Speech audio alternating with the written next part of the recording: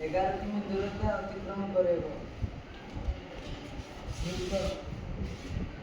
Are व्यासार्ध 7 metre.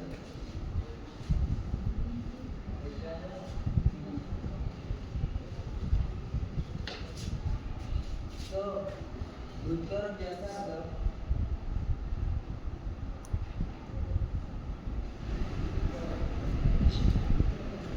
उत्तर व्यासार्ध 7 metre. ଆଉ ପରିଧି ଦେଇଛି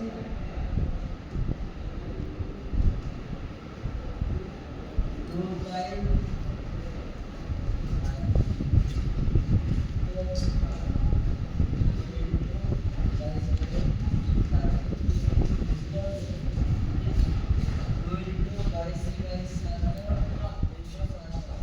आर वैल्यूटा पक्का से 2 पाई आर रहीगला से into 7टा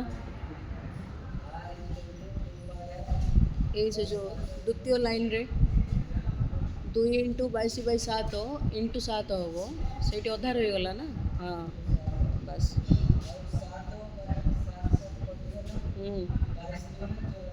very good.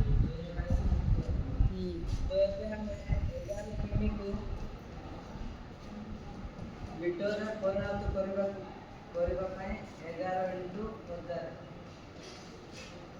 Equal to 11,000 metre. Excellent very good. एबे 11,000 मीटर और 84 को काटिबा। 84 रो आप 22 और 11,000 रो आप 5,500।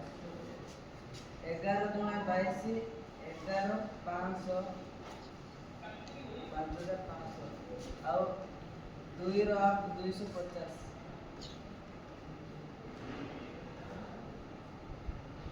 यार उत्तर है 250।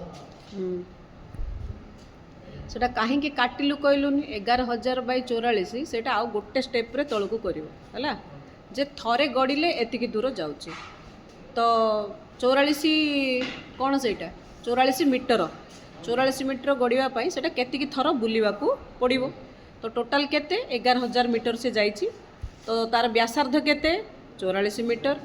एक्चुअली सेटा व्यासार्ध नुहे सेटा भूल लिखिदेलु सेटा होची परिधि परिधि होची 2 पाई आर तो चक थरे गड़िले तार परिधि जेतिकी सेतिकी दूर से गति करिवो ठीक अछि तो सेठी लेखे 2 पाई आर लेखे जो आर लेखिनु खाली हाँ सेटा होची 2 पाई आर परिधिटा सेटा परिधि केते आसला 44 मीटर माने बाउंड्रीटा थरे गड़िले चक से केतिकी दूर जीवो परिधि जेतिकी सेतिकी जीवो तेणु कर टोटाल केते गला 11,000 मीटर सेतिकी परिधि गड़िला थरे तो केते थर आनिबा को हेले 11,000/44 कले केते आसला 250 थर।